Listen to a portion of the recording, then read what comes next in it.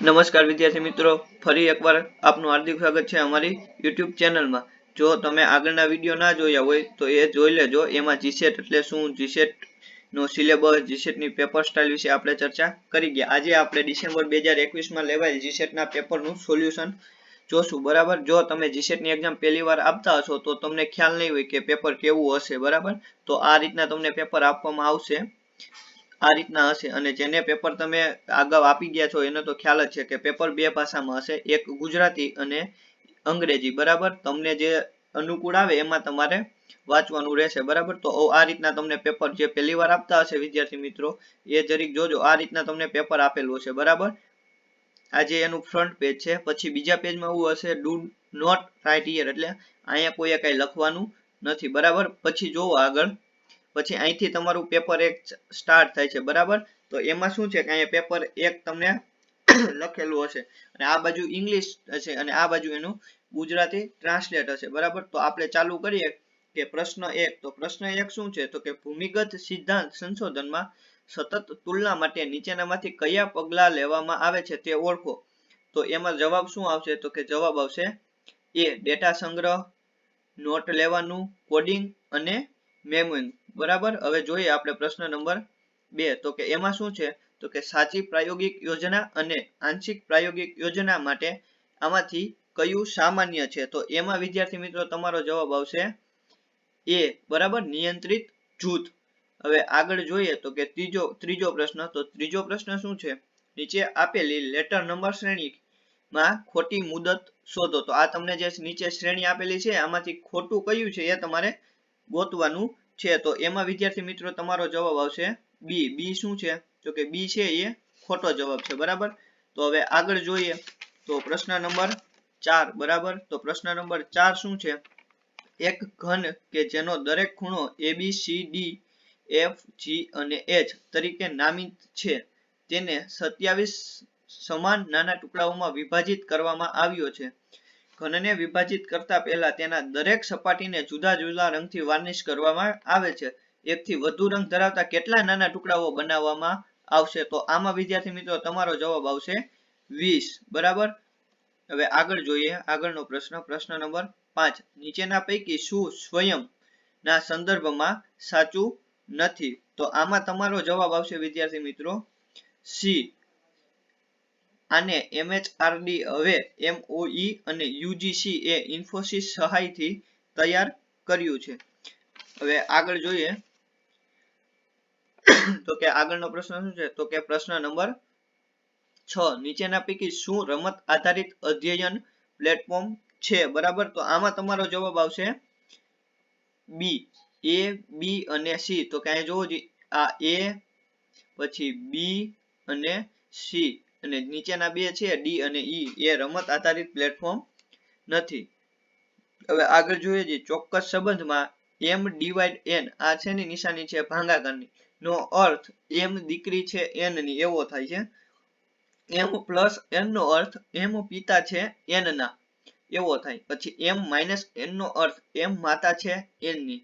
અને ઉપરની માહિતીને આધારે નીચેના પ્રશ્નોના જવાબ આપો। તો આ તમને માહિતી આપી એની પ્રમાણે તમારે નીચેના પ્રશ્નોનો જવાબ આપવાનો છે। તો એમાં શું છે, f સ્ટાર, સ્ટાર એટલે કે મલ્ટીપ્લિકેશન એટલે કે આ ગુણાકારની નિશાની છે। g divide h minus i ની તરાહમાં i કઈ રીતે g સાથે સંબંધિત છે। તો આમાં વિદ્યાર્થી મિત્રો જવાબ આવશે ડી, કે કોઈ સંબંધમાં નહીં। હવે આગળ જોઈએ આગળનો પ્રશ્ન શું છે, તો કે નીચે આપેલી આકૃતિમાં ત્રિકોણ છોકરીઓનું પ્રતિનિધિત્વ કરે છે। એટલે જોવો અહીંયા તમને આપેલું છે કે આ ત્રિકોણ છે, બરાબર। તો ઈ છે નું છોકરીઓનું પ્રતિનિધિત્વ કરે, ચોરસ ખેલાડીઓનું પ્રતિનિધિત્વ અને વર્તુળ કોચનું પ્રતિનિધિત્વ કરે। તો જોવો આ ચોરસ, આ જે વર્તુળ છે એ છે નું કોચનું પ્રતિનિધિત્વ કરે અને ચોરસ છે એ શેનું કરે, તો કે ખેલાડીનું પ્રતિનિધિત્વ કરે। તો તમને પ્રશ્ન શું પૂછ્યો, આકૃતિનો કયો ભાગ છોકરીઓને દર્શાવે છે જે ખેલાડી છે પણ કોચ નથી। તો જોવો એમાં શું આવશે જવાબમાં ક્યુ, બરાબર। તો અહીંયા તમારો જવાબ શું થશે, અહીંયા તમારો જવાબ થશે ક્યુ, બરાબર। હવે આગળ જોઈએ 9મો પ્રશ્ન। તમને એક વિદ્યાર્થી પ્રશ્ન પૂછે છે જેનો જવાબ તમને આવડતો નથી, બરાબર। તમે ક્લાસમાં અભ્યાસ કરતા હોય અને વિદ્યાર્થી તમને પ્રશ્ન પૂછે તો તમને આવડતો નથી તો તમે એને શું કહેશો? તો એનો જવાબ આવશે વિદ્યાર્થી મિત્રો સી 2, 4 અને 5. તો જોવો જી 2 શું છે? તો કે તેને કહેશો કે આ પ્રશ્નનો જવાબ તમને આવતીકાલે આપવામાં આવશે. પછી ચોથું જોવો જી, ક્લાસ પૂર્ણ થયા બાદ તમે પુસ્તકાલયમાં જશો અને જવાબ શોધવાનો શું પ્રયત્ન કરશો. અને પાંચમું શું છે? પ્રશ્નના આપણે શું કરશું? પ્રશ્નના વખાણ કરશું અને સ્વીકારશો કે હાલમાં તેનો જવાબની જાણ નથી. બરાબર, તો આ શું થશે એનો જવાબ? તો જવાબ શું આવશે? 2, 4 અને 5 એટલે કે ઓપ્શન સી. પ્રશ્ન નંબર 10 જોવો જી, નીચે પૈકી કયું સહસંબંધની શોધથી સ્પ્લિટ હાફ મેથડ માટે સૌથી વધારે ઉપયુક્ત છે? તો કે એમાં વિદ્યાર્થી મિત્રો શું જવાબ આવશે? કે તે કસોટીની આંતરિક સાતત્યતા દર્શાવે છે. તો એમાં તમારો જવાબ થશે એ. બરાબર, હવે આગળનો પ્રશ્ન જોઈએ છે, પ્રશ્ન નંબર 11. તો પ્રશ્ન નંબર 11 શું છે? કે તો તમને યાદી 1 અને યાદી 2 માંથી યોગ્ય વિકલ્પ પસંદ કરો. તો આમાં તમારો જવાબ શું થશે? સી. સી. બરાબર, આમાં તમારો જવાબ થશે સી. તો પેલામાં શું આવશે? બી. તો અહીંયા તમે જોવો છો યાદી 1 national institute of educational planning and administration. તો એમાં પેલામાં શું આવશે? પેલા હારે આવશે બી. પછી બીજામાં શું આવશે? જોવો જી ડી. બરાબર, તો બીજામાં શું છે? Tata institute of social scientist. તો એમાં આવશે જવાબ શું આવશે? ડી. બરાબર, તો એમાં શું છે કે ડિમાન્ડ યુનિવર્સિટી 2006 યુજીસી એક્ટ 1956 ના સેક્શન 3 અંતર્ગત. પછી ત્રીજામાં શું આવશે? તો કે ત્રીજામાં જવાબ આવશે સી. બરાબર, ત્રીજામાં આવશે સી. તો એમાં શું છે? તો કે મહાત્મા ગાંધી આંતરરાષ્ટ્રીય હિન્દી વિશ્વવિદ્યાલય. તો એની સામે શું આવશે?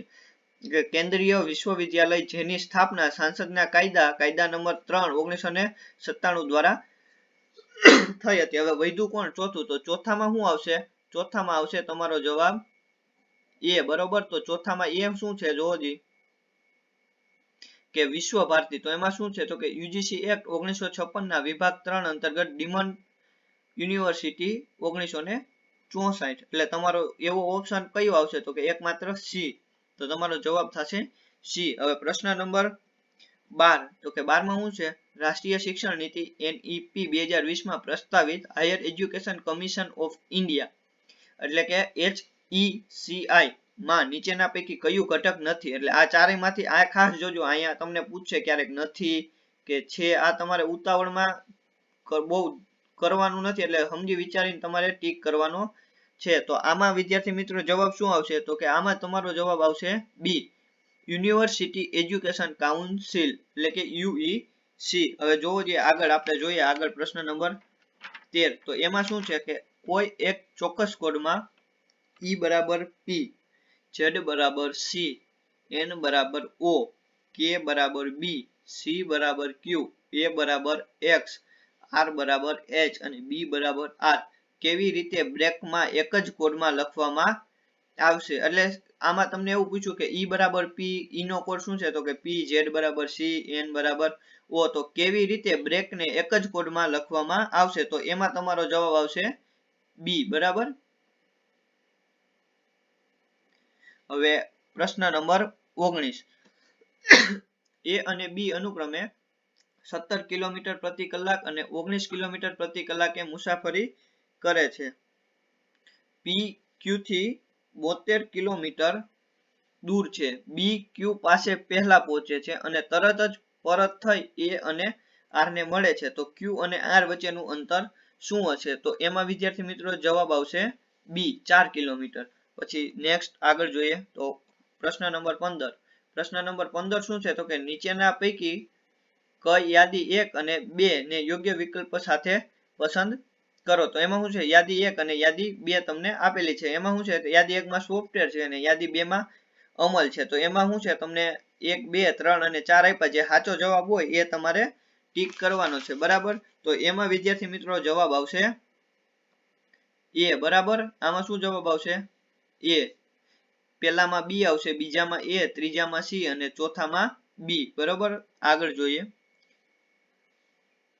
પ્રશ્ન નંબર 16. નીચેના પૈકી કયું અથવા તો કયા વિધાન સાચું અથવા તો સાચા છે. આ બે તમને વિધાન આપેલા છે. અહીં આપેલ બાઇનરી પૂર્ણાંક અનુક્રમમાં 0011 01 001 011 અથવા તો p, જ્યાં p એટલે શું તો કે અનુસાર આગળનો p શું હશે તો કે 0111 01 હશે. પછી બીજું b શું આપ્યું છે કે બાઇટ એ એક બાઇનરી નંબર છે જેમાં નિશ્ચિત રીતે 8 બાઇટ હોય છે. તો આમાં તમારે યોગ્ય વિકલ્પ પસંદ કરવાનો છે. તો આમાં તમારો જવાબ શું આવશે?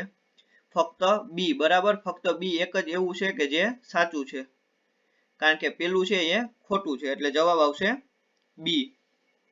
હવે પ્રશ્ન નંબર 17, ચાર્ટનો અભ્યાસ કરી પ્રશ્નોના જવાબ આપો. ચાર્ટ એટલે આ તમને ચાર્ટ આપેલો છે. બરાબર, અહીં પાઈ ચાર્ટ એક કુટુંબનો વર્તમાન ખર્ચ દર્શાવે. એટલે પાઈ ચાર્ટ છે એ તમને આખા કુટુંબનો એક ખર્ચ દર્શાવે છે. બરોબર, એક કુટુંબની કુલ માસિક આવક ₹55,660 છે. તો વાર્ષિક બચત તો કે પીએફ ના રૂપમાં કેટલી થશે? તો તમારે શું ગોતવાનું? નજીકની રકમ. તો એમાં વિદ્યાર્થી મિત્રો જવાબ આવશે એ. બરોબર, એમાં જવાબ આવશે એ. આ તમારો જવાબ થશે. બરોબર, હવે આગળનો પ્રશ્ન જોઈએ. પ્રશ્ન નંબર 18, આ કારમાં ઉત્તમ પ્રવેગ છે તે નિવેદન સાથે શ્રેષ્ઠ રીતે બંધ બેસે તેવો ગ્રાફ પસંદ કરો. તો એમાં તમારો જવાબ આવશે સી. તમારો સાચો જવાબ થશે સી. હવે પ્રશ્ન નંબર 19, તમારા વર્ગમાં વિદ્યાર્થીનું એક જૂથ અધ્યયનમાં મુશ્કેલી અનુભવે છે. બરાબર, તમે તેની ઉણપ અને મુશ્કેલી જાણવા માંગો છો. તો નીચેના પૈકી કઈ મૂલ્યાંકન પ્રયુક્તિ તમે પસંદ કરશો? એટલે તમે ભણાવતા હોય અને તમારા વર્ગમાં તમે કઈ પ્રવૃત્તિ કરાવતા હોય તો અલગ અલગ જૂથ બનાવેલા હોય. તો એક જૂથ છે એ મુશ્કેલી અનુભવે તો તમે એની મૂલ્યાંકન પ્રયુક્તિ તમે પસંદ શું કરશો કે કઈ પ્રયુક્તિ કરશો? તો એમાં તમારો જવાબ આવશે નિંદનાત્મક મૂલ્યાંકન. Option number C. બરોબર, તો તમારો સાચો જવાબ થશે ઓપ્શન સી. હવે પ્રશ્ન નંબર 20, નિમ્ન ગતિના અધ્યતાનો પૂરતો વિકાસ સુનિશ્ચિત કરવા માટે નીચેના પૈકી શું કરવું જોઈએ?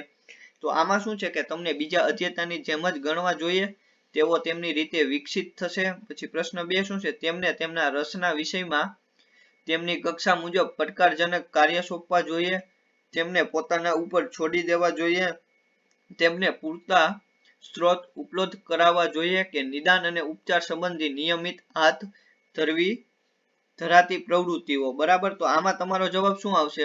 બી. બરાબર, આમાં તમારો સાચો જવાબ થશે બી. તો એમાં શું છે? 2, 4 અને 5. તો કે આ 1, 2, 4 અને 5 આ તમારા જવાબ થશે. એટલે ઓપ્શન નંબર શું આવશે? બી. હવે પ્રશ્ન નંબર 21, નીચેનામાંથી કઈ ટકાઉ વિકાસ શિક્ષણ માટેની મુખ્ય એજન્સી છે? તો એમાં તમારો જવાબ આવશે બી. આ તો લગભગ બધાને ખબર જ હશે, તો કે યુનેસ્કો. બરાબર, હવે આગળના પ્રશ્ન જોઈએ.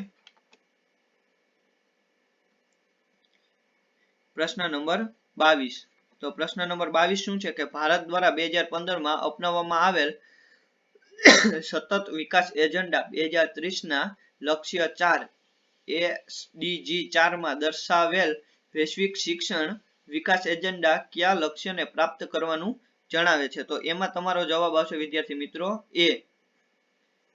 બરાબર, 2030 સુધીમાં બધા માટે સમાવેશી અને ગુણવત્તાયુક્ત શિક્ષણ તથા આજીવન શિક્ષણના અવસરોને વધારવાનું. તો તમારો જવાબ થશે આમાં એ. બરાબર,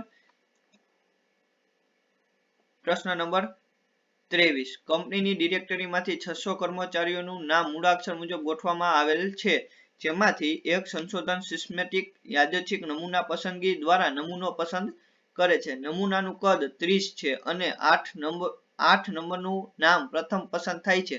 તો નીચેના પૈકી કયો નંબર પસંદ નહીં થાય? તો એમાં જવાબ આવશે વિદ્યાર્થી મિત્રો ડી 558. હવે પ્રશ્ન નંબર 24, નીચે આપેલ સ્તંભાલેખમાં 1991-92 થી 1998-99 સુધી દેશના વિદેશી વિનિમય ભંડારને દર્શાવવામાં આવ્યો છે ઇન મિલિયન US ડોલરમાં. બરાબર, આ તમને આપેલો છે નીચે. 1997-98 માં વિદેશી વિનિમય ભંડાર 1994-95 માં કેટલો ગણો હતો? બરાબર, તો એ તમારે કહેવાનું છે. તો એમાં તમારો જવાબ આવશે 1.5. તો 1.5 એટલે કે ડી. પ્રશ્ન નંબર 25, નીચે આપેલ વિકલ્પમાંથી કયો વિકલ્પ અસરકારક પ્રત્યાયન માટે અવરોધક નથી? તો એમાં શું આવશે? આર્થિક સ્થિતિમાં તફાવત, તો એમાં તમારો જવાબ થશે ડી. બરાબર. હવે પ્રશ્ન નંબર 26. અસરકારક વર્ગખંડ પ્રત્યાયનમાં મુખ્ય ઘટકો કયા છે? તો કે રમૂજની ભાવના, પ્રતિસાદ, વર્ગખંડની સ્વચ્છતા, બોડી લેંગ્વેજ, તો કે સલામત વાતાવરણ. તો એમાં શું નહીં આવે? ખાલી 3 નહીં આવે. 3 એટલે કે વર્ગખંડની સ્વચ્છતા. બાકી રમૂજની ભાવના, પ્રતિસાદ, બોડી લેંગ્વેજ અને સલામત વાતાવરણ. તો એવું 1, 2, 4 અને 5 એવું ઓપ્શન કયું છે? તો કે ઓપ્શન નંબર સી. તો તમારો જવાબ શું થશે? 1, 2, 4 અને 5. હવે પ્રશ્ન નંબર 27. ક્યોટો પ્રોટોકોલની બીજી પ્રતિબદ્ધતાની અવધિ જેનો કરાર 2012 માં થયો અને 2020 સુધી લંબાયો હતો એને શું કહેવાય? તો એને શું કહેવાય? તો કે દોહો એમેન્ડમેન્ટ. બરાબર. તો એમાં તમારો જવાબ આવશે બી. હવે પ્રશ્ન નંબર 28. રેડિયો જનેરો બ્રાઝિલ 1992 ના શિખર સંમેલનમાં એજન્ડા 21 ના સંદર્ભમાં નીચેના પૈકી કયું નિવેદન સાચું છે? એટલે નીચે તમને 4 નિવેદન આપ્યા, એમાંથી એને કયું સાચું છે? તો કે એમાં તમારો જવાબ આવશે એ. માનવનું પર્યાવરણમાં પ્રભાવ જોવા માટે એક ક્રિયા યોજના બનાવી હતી જે વૈશ્વિક, રાષ્ટ્રીય અને સ્થાનિક સ્તરે કામ કરે છે. પ્રશ્ન નંબર 29. નીચેના પૈકી કયા સંશોધનને ઉત્કલ્પના ચકાસણીની જરૂરિયાત છે? તો એમાં શું થશે? તો કે એક્સ પોસ્ટ ફેક્ટો શોધ. તો આમાં તમારો જવાબ આવશે સી. બરાબર. હવે પ્રશ્ન નંબર 30. નીચેનામાંથી કયા વિચારે પોસ્ટ પોઝિટિવ પેરાડાઇમ માટે માર્ગ મોકળો કર્યો? તો આમાં તમારો જવાબ શું આવશે વિદ્યાર્થી મિત્રો? કે વસ્તુલક્ષી વાસ્તવિકતા સહિત તમામ નિરીક્ષણ સૂચક છે. તો આમાં તમારો જવાબ થશે ડી. બરાબર. પ્રશ્ન નંબર 31. ખાંડનો ખાંડના ભાવ વધારો 25% છે અને એક કુટુંબ પોતાના ખાંડનો ખર્ચો પૂર્વ અનુસાર જ રાખવા માંગે તો કુટુંબના ખાંડનો વપરાશ કેટલો ઘટાડવો જોઈએ? તો આમાં જવાબ શું આવશે? 20. હવે નેક્સ્ટ જોઈએ તો કે પ્રશ્ન નંબર 22. નીચે આપેલ ઉદાહરણોને અનુમાન માટે સ્વીકારો. તો કે 1. એમાં શું છે? કે તો પર્વતમાં આગ છે. 2. કેમ કે આમાં ધુમાડો છે. જ્યાં પણ ધુમાડો છે ત્યાં આગ છે. નીચેના પૈકી કયું વ્યાપ્તિને રજૂ કરે છે? તો એમાં શું આવશે? આગ અને ધુમાડો. એટલે ઓપ્શન નંબર સી. આગળ જોઈએ તો કે પ્રશ્ન number 33. Kothari commission 1964-66, national policy on education 1986 અને નેશનલ એજ્યુકેશન પોલિસી 2020 એ નીચેના પૈકી જીડીપીનો કેટલો ભાગ શિક્ષણમાં રોકવાની ભલામણ કરી છે? તો એમાં કેટલા જીડીપીના કેટલા? તો કે જીડીપીના 6%. બરોબર. આ લગભગ બધા વિદ્યાર્થી મિત્રોને ખ્યાલ જ હશે. પછી જોવો જોઈએ આગળ પ્રશ્ન નંબર 34. નીચેના પૈકી કયું national council four vocational education and training એટલે કે એનસીવીટી નું કાર્ય નથી? તો આમાં શું આવશે? શિક્ષણની ગુણવત્તા વધારવા અને સતત કાર્યશીલતા માટે ઉચ્ચ શિક્ષણ આપતી સંસ્થાને માન્યતા અને ક્રમ આપવામાં આવશે. તો આ પ્રશ્ન નંબર ડી. આ શું છે? કે તો આ તમારું ખોટું છે. બરાબર. આ એનું કાર્ય નથી. બાકી આ ઉપરના 3 એના કાર્યો છે. બરોબર. પછી જોવો જોઈએ પ્રશ્ન નંબર 35. લૌકિક અને અલૌકિક વચ્ચેનો તફાવત નીચેનામાંથી કયા પ્રમાણનો ઉલ્લેખ કરવામાં આવ્યો છે? તો કે આમાં શું આવશે? તો કે ઓપ્શન નંબર સી. શું આવશે? પ્રત્યક્ષ.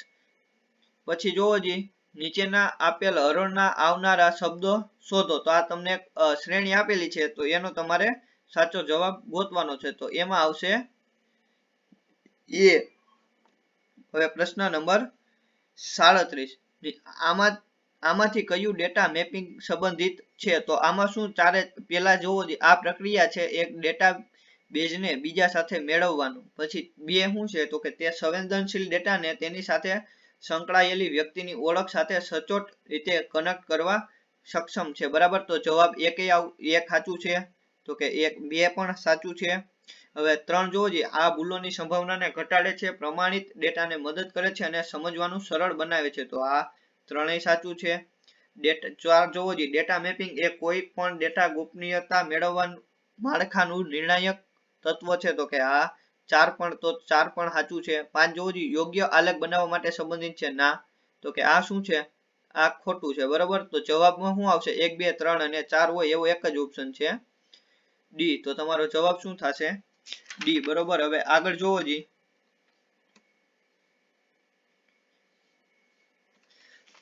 તો કે પ્રશ્ન નંબર 38. બરોબર, તો એમાં શું છે કે નીચેના પૈકી શું NMEICT નું પાયારૂપ દર્શન નથી? તો એમાં શું આવશે, પૃથ્વી પર બ્રોડબેન્ડ કનેક્ટિવિટી માટે ઓપ્ટિકલ ફાઇબર કેબલનો ઝડપી પ્રસાર. બરોબર, આ શું છે, તો કે આ નથી, બાકી બધા છે.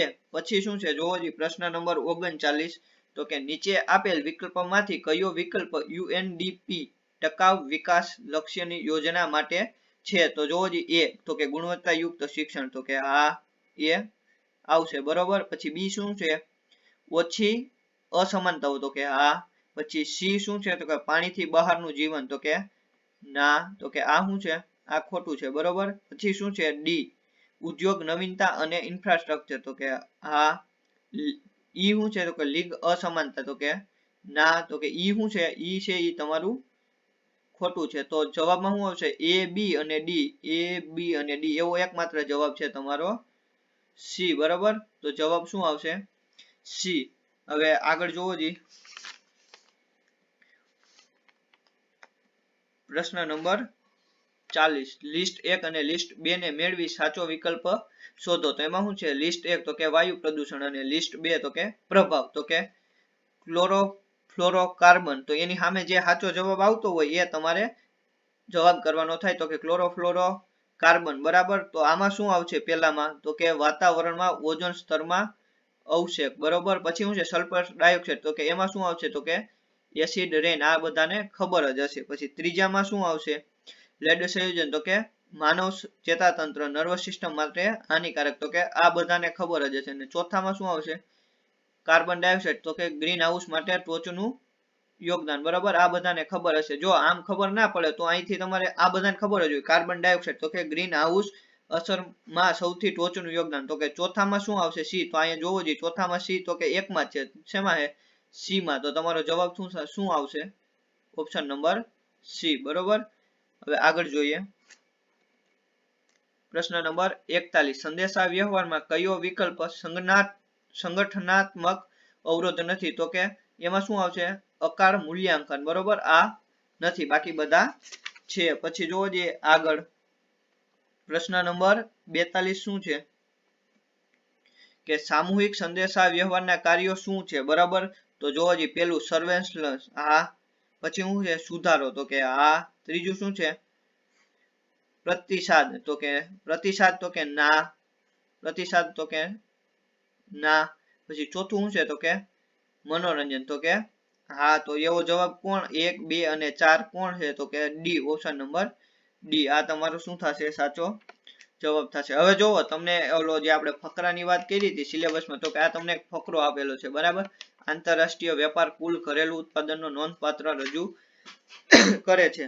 આંતરરાષ્ટ્રીય વેપાર વિષય આપણે ઘણું બધું ઇતિહાસ મારફત જાણતા હોઈએ છીએ. આપણને માહિતી મળતી હોય છે. એની આર્થિક, સામાજિક અને રાજનૈતિક મહત્વ આજના દિવસોમાં ઘણું વધી રહ્યું છે. બરાબર, પછી આગળ શું આપ્યું છે, તો કે આગળ જોઈએ, તો કે ઔદ્યોગિકરણ, ટેકનોલોજીમાં પ્રગતિ, પરિવહન, વૈશ્વિકરણ, બહુરાષ્ટ્રીય કંપનીઓ બહારના દેશોમાંથી માલની લેવલ દેવડના કારણે આંતરરાષ્ટ્રીય વેપારમાં સારો પ્રભાવ જોવા મળે છે. આ વૈશ્વિકરણ સ્તરે આંતરરાષ્ટ્રીય વેપારની ગતિશીલતા અતિ મહત્વપૂર્ણ ભૂમિકા ભજવી રહી છે. સિદ્ધાંત પ્રમાણે આંતરરાષ્ટ્રીય વેપાર સ્થાનિક વેપારથી જુદો નથી. ભલે બીજા દેશના સહકાર, વ્યવહાર, પ્રેરણા અને મળે કે ના મળે, આંતરરાષ્ટ્રીય વેપાર સામાન્ય રીતે સ્થાનિક વેપારથી મોંઘું હોય છે. બીજા ફર્ક સ્થાનિક વેપાર અને આંતરરાષ્ટ્રીય વેપારમાં કે ઉત્પાદનના પરિબળો જેમ કે મૂડી, શ્રમ આપણા દેશમાં બધે ઉપલબ્ધ છે, જ્યારે કે દેશની બહાર વેપારમાં આવી સુવિધા બહુ મોંઘી હોય છે. બરોબર, આ તમને એક ફકરો આપ્યો છે. આના પ્રમાણે તમને 5 પ્રશ્નો પૂછાય છે, એના તમારે શું કરવાનું છે, જવાબ આપવાનો છે. બરોબર, તો જોવો જોઈએ, પ્રશ્ન નંબર 43 શું છે, આમાંથી કયો વિકલ્પ ઉત્પાદન ક્ષેત્રમાં પરિબળ નથી? તો કે શું આવશે, એમાં જવાબ આવશે ડી. બરોબર, લાભ. હવે પ્રશ્ન નંબર 44 જોવો જોઈએ કે આંતરરાષ્ટ્રીય વેપારમાં કયા પરિબળની મોટી અસર થાય છે? તો કે આવશે ઔદ્યોગિકરણ. આ તો બધાને ખ્યાલ જ હશે. પછી પ્રશ્ન નંબર 45 આંતરરાષ્ટ્રીય વેપાર અને સ્થાનિક વેપારમાં મુખ્ય તફાવત શું છે? તો કે એમાં શું આવશે? તો કે ડી એકબીજાથી વધુ નિર્ણાયક છે. બરોબર, તો એમાં જવાબ આવશે તમારો ઓપ્શન નંબર ડી. 46 માં જોવો જોઈએ. 46 માં શું આવશે? લેખકના પ્રમાણે આંતરરાષ્ટ્રીય વેપારની ગતિશીલતાનું કારણ, તો કે એમાં શું આવશે? ઓપ્શન નંબર સી વૈશ્વિકરણમાં ગતિશીલતા માટે આ નિર્ણાયક ભૂમિકા ભજવે છે. બરોબર, હવે આગળ જોવો જોઈએ પ્રશ્ન નંબર 47. તો 47 માં શું છે? આ પેસેજ વાંચ્યા બાદ આંતરરાષ્ટ્રીય વેપાર વિશે તમારો શું અભિપ્રાય છે? તો એમાં આવશે કે સ્થાનિક વેપારથી મોંઘો છે. બરાબર, પ્રશ્ન નંબર 48 જોવો જોઈએ. પ્રશ્ન નંબર 48 વિભાગ 1 અને વિભાગ 2 ને યોગ્ય રીતે જોડો. તમને વિભાગ 1 અને વિભાગ 2 આપ્યા છે. તો પેલામાં શું છે? તો કે આંતર વ્યક્ત પ્રત્યાયન. બરાબર, તો આમાં શું આવશે? પેલામાં આવશે સી. જો આ તમને ખબર હોય તો અહીંયા તમે ઓપ્શન પેલામાં સી, તો કે સી અને ડી આ બે જ ઓપ્શનમાં છે. તો ઓપ્શન નંબર 1 અને ઓપ્શન નંબર 2 તો તમારા, જો તમને એક ખ્યાલ હોય તો એ તો એમનું નીકળી જશે. બરાબર, હવે જોવો જોઈએ ઓપ્શન નંબર 2, તો કે આંતર વ્યક્ત પ્રત્યાયન. તો એમાં શું આવશે? તો કે ડી. બરાબર, તો એમાં શું આવશે? ડી સ્વ સાથે પ્રત્યાયન. પછી જોવો જોઈએ તો બીજામાં ડી, તો કે એવું એક કોણ છે? તો કે સી. તો તમારો જવાબ શું થશે? સી. બરાબર, તો તમને ડાયરેક્ટ ખ્યાલ આવી જાય. અને જો આગળ જોવું હોય તો કે ત્રીજામાં શું છે? કે નાનું જૂથ પ્રત્યાયન. તો ત્રીજામાં શું આવે? તો કે ત્રીજામાં આવશે એ સમાન લક્ષ્ય ધરાવતા જૂથ સાથે પ્રત્યાયન. અને ચોથામાં શું આવશે? બી જાહેર પ્રત્યાયન. તો કે વિચારો પહોંચાડવા માટે પ્રયુક્તિ યુક્ત પ્રત્યાયન. અથવા તમને જો ચોથું એક આ બધાને ખબર જ હોય, જાહેર પ્રત્યાયન, તો કે વિચારો પહોંચાડવા માટે પ્રયુક્તિ યુક્ત પ્રત્યાયન. તો ચોથામાં શું આવે? તો કે બી. બરાબર, જવાબમાં શું આવશે? સી. બરોબર, પ્રશ્ન નંબર 49 નીચેના પૈકી કયા વિધાનો અધ્યયન અને અધ્યાપન સાથે સુસંગત છે? બરોબર, તો એમાં શું આવશે? તો કે જોવો જી અધ્યયન એ અધ્યાપન વગર પણ થઈ શકે છે, પણ અધ્યયન વગરનું અધ્યયન અર્થપૂર્ણ નથી. તો કે હા, આ સાચું આવે. પછી અધ્યયન એટલે કંઈક મેળવવું, જ્યારે અધ્યાપન એટલે કંઈક આપવું. બરોબર, તો આમાં શું થશે? કે આ સાચું છે. પછી જોવો જોઈએ ત્રીજું, અધ્યયન એ કળા છે અને અધ્યયન એક વિજ્ઞાન છે. ના, આ ખોટું છે. બરોબર, પછી જોવો જોઈએ ઓપ્શન નંબર 4, અધ્યાપન એ એક વ્યક્તિગત પ્રવૃત્તિ છે, જ્યારે અધ્યયન એ સહાયકારી પ્રવૃત્તિ છે. તો કે ના, ચોથું આવે. ચોથામાં શું આવશે? તો કે ચોથું છે એ શું છે? તો કે ખોટું છે. બરોબર, પાંચમું, અધ્યાપનને અધ્યયન માટે સુવિધા તરીકે વ્યાખ્યાયિત કરવામાં આવે છે. તો કે આ સાચું છે. બરોબર, તો જવાબમાં શું આવશે? 1, 2 અને 5 એવો એક જ ઓપ્શન છે, ઓપ્શન નંબર એ. હવે પ્રશ્ન નંબર 50 અધ્યાપનને વધુ અસરકારક બનાવવા માટે તમે શું કરશો? બરાબર, તો આમાં શું શીખવવા માટેના વિષય વસ્તુને ગોખી નાખશો? તો કે ના, આ તો ખોટું છે, ગોખવાનું થોડુંક હોય. પછી શિક્ષણ સાધનનો ઉચિત ઉપયોગ. તો કે આ. પછી 3 વધુ સમજ માટે ઉદાહરણનો ઉપયોગ. તો કે આ સાચું છે. પછી સમગ્ર વિષય વસ્તુને બોર્ડ ઉપર લખશો જેથી વિદ્યાર્થી વધુ સારી રીતે શીખી શકે. તો કે ના. પછી તો કે વર્ગખંડમાં દ્વિમાર્ગીય પ્રત્યાયન કરવાના પ્રયત્ન કરશો. તો કે આ તો શું આવશે? 2, 3 અને 5. તો કે 2, 3 અને 5 એટલે કે ઓપ્શન નંબર ડી. તો વિદ્યાર્થી મિત્રો, અહીંયા આપણે જે જનરલ પેપર છે એ અહીંયા 50 પ્રશ્નો એના પૂરા થાય છે. બરોબર, જો આમાં તમને ગમ્યા હોય તો અમારી ચેનલને લાઈક, સબસ્ક્રાઈબ અને શેર કરવાનું ના ભૂલતા. Thank you.